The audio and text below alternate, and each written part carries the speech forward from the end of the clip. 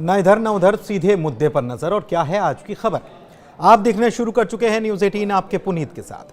खबर गाजा की है, जहां पर बीते 599 दिनों से जंग जारी है। हाँ, बीच में कुछ महीनों के लिए सीज फायर जरूर हुआ, लेकिन अब एक बार फिर से इजराइल ने अपना ऑपरेशन गाजा में शुरू कर दिया है। और इस बीच खबर यह आई कि अमेरिका की तरफ से सीज फायर को लेकर जो प्रस्ताव हमास के सामने रखा गया था, उसे हमास ने मान लिया है और उसका स्वागत किया है। यानी कि हमास अब बंधकों को छोड़ने वाला है। लेकिन क्या इजराइल भी इस पर राजी है? करेंगे इसी की बात, लेकिन पहले बताते हैं कि युद्ध विराम या फिर सीज फायर को लेकर अमेरिका की तरफ से कौन सी बात पर हमास के राजी होने की खबर आई थी, और इसके बाद खबर की खबर आखिर क्या है। दरअसल पहले यह बात पूरी दुनिया में फैल गई कि फिलिस्तीनी संगठन हमास ने अमेरिका के विशेष दूत स्टीव विटकॉफ के सीज फायर के प्रपोजल को न केवल स्वीकार कर लिया, बल्कि उसका वेलकम किया। और माना जा रहा था कि अब यह प्रपोजल एक समाधान की तरफ आगे बढ़ जाएगा और सीज फायर हो जाएगा। लेकिन अफसोस की बात तो यह है कि ऐसा हो नहीं पाया है। और यह बात हम नहीं, बल्कि अमेरिका की तरफ से विशेष दूत जो बनाए गए स्टीव विटकॉफ, उन्होंने यह बात बताई। स्टीव विटकॉफ ने सोमवार को इस दावे का खंडन कर दिया कि हमास ने उनके बंधक समझौते के प्रस्ताव को स्वीकार किया है। प्रपोजल की बात करें तो इसके तहत हमास 2 चरणों में कुल 10 इजरायली बंधकों को रिहा करने की बात बताई गई थी, और इसके बदले में इजराइल को 70 दिनों का सीज फायर करने की बात थी। इतना ही नहीं, प्रपोजल में यह भी था कि इजराइल को गाजा से अपने कुछ सैन्य टुकड़ियों को हटाना होगा। इसके साथ ही कई फिलिस्तीनी कैदियों को रिहा करना होगा जो लंबे वक्त से इजराइल की जेलों में कैद हैं। माना यह जा रहा था कि अगर सीज फायर लागू हो जाता है तो गाजा में जो हालात लगातार बिगड़ते जा रहे थे, उसमें कुछ तो सुधार देखने को मिलेगा। दरअसल मार्च के महीने से ही गाजा में पहुंचने वाली मदद और रसद को इजराइल ने रोकने का काम किया था, और इसका नतीजा यह हुआ कि मई के आते आते गाजा में लाखों लोगों की भूख से मौत हो जाने की चिंताएं बढ़ने लग गई। दूसरी तरफ विस्थापन और तबाह हुए अस्पतालों में इलाज की सुविधा न होने से हालात और बुरे होते चले गए।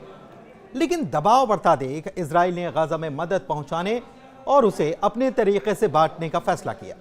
हालांकि इजराइल की तरफ से उठाए गए इस कदम की भी दुनिया के कई मुल्कों ने आलोचना की, और गाजा में जो मदद इजराइल दे रहा है उसे ऊंट के मुंह में जीरे के समान बताया। सबसे बड़ी बात तो यह है कि यूएन जैसी संस्था ने भी इजराइल की तरफ से जो गाजा में मदद भेजी जा रही है उस पर सवाल उठाए और उसे नाकाफी बताया था।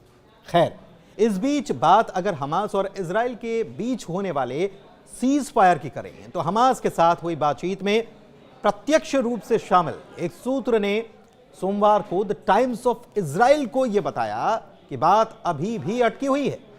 उन्होंने कहा कि मध्यस्थ अभी तक अस्थायी समझौते की रूपरेखा पर भी नहीं पहुंच पाए हैं, जिससे कि हमास दावा कर सके कि इससे युद्ध का स्थायी अंत हो जाएगा।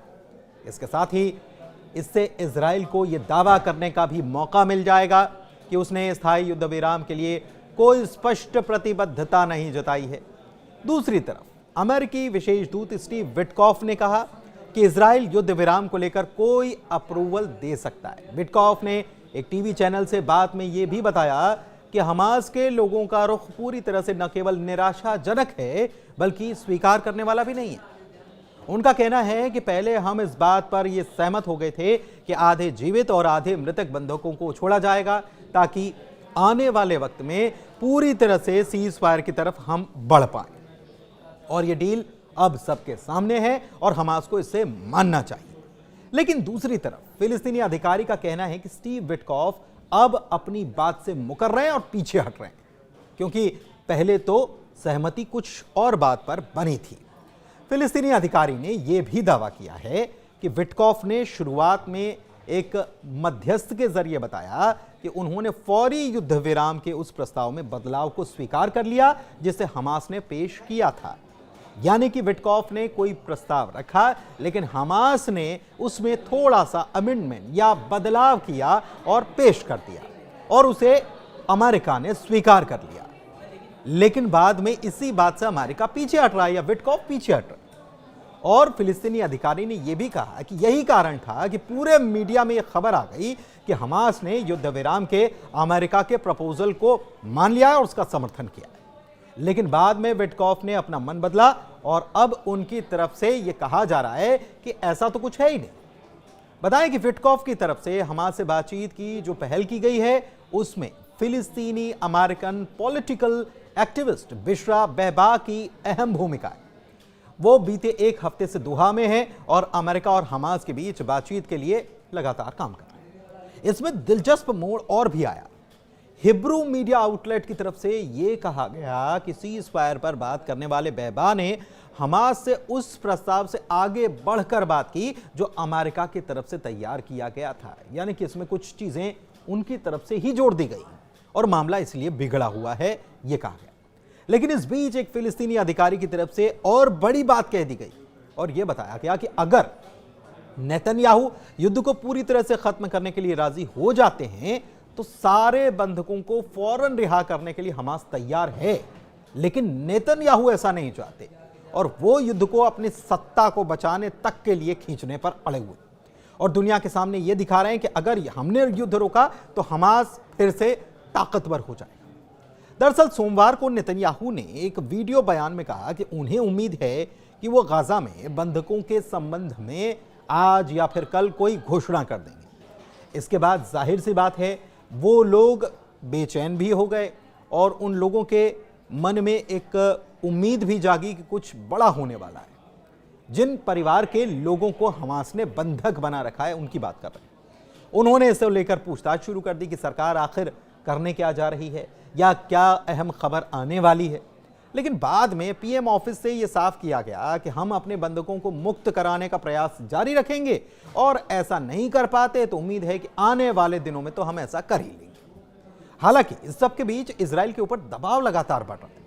गाजा में सैन्य अभियान को रोकने के लिए दुनिया के कई देशों ने इजराइल को कहा है और कई ने तो कड़े कदम उठाने की बात तक कह डाली। ब्रिटेन की बात करें तो ब्रिटेन ने इजराइल से अपना ट्रेड एग्रीमेंट रद्द कर दिया है। वहीं जर्मनी भी नाराज है। जर्मन चांसलर फ्रेडरिक मर्ज ने गाजा पर बड़े पैमाने पर हवाई हमलों की आलोचना की। वहीं जर्मनी के विदेश मंत्री जोहान वेटफुल ने यह चेतावनी दी कि बर्लिन इस बात पर चर्चा करेगा कि असहनीय स्थिति से निपटने के लिए क्या कदम उठाए जाए। कहा तो यह भी जा रहा है कि जर्मन चांसलर इस सप्ताह गाजा के मुद्दे पर इजराइल के प्रधानमंत्री बेंयामिन नेतन्याहू से बातचीत करने का प्लान कर रहे हैं। हालांकि जब यह सवाल हुआ क्या इजराइल को जर्मनी की तरफ से हथियारों का निर्यात जारी रहेगा तो इसका जवाब नहीं दिया गया। लेकिन फिलहाल जो गाजा को लेकर स्थिति बनी है, पहले खबर यह आई कि अमेरिका ने एक प्रस्ताव दिया, हमास के सामने रखा, हमास ने उसे स्वीकार कर लिया और हमास इसके लिए मान गया कि वो बंधकों को रिहा कराएगा और ये प्लान है। उस पर इजराइल की तरफ से कोई अप्रूवल नहीं आया और अभी भी इस मामले में इजराइल की तरफ से कुछ कहा नहीं जा रहा है। तो क्या यह माना जाए कि इजराइल ने जैसे स्टीव विटकॉफ ने यह डील फाइनल की और इजराइल के सामने इसे रखा गया तो उसके बाद स्टीव विटकॉफ से इजराइल नाराज हुआ या अमेरिका की तरफ से सो मोटो लेकर यह जो डील कराने की बात हुई है इससे इजराइल नाराज है और इजराइल इसी बात को लेकर नाराज होकर यह डील नहीं करना चाहता। इजराइल चाहता है कि वो अपना सैन्य अभियान जारी रखे। हालांकि पूरी दुनिया की तरफ से लगातार इजराइल के ऊपर दबाव बनाया जा रहा है और यह कोशिश की जा रही है कि इजराइल अपने सैन्य अभियान को हर हाल में रोक दे, लेकिन इजराइल अभी नहीं मान रहा है और उसका सैन्य अभियान गाजा में लगातार जारी है, बावजूद इसके कि यूएन तक उसकी आलोचना कर चुका है।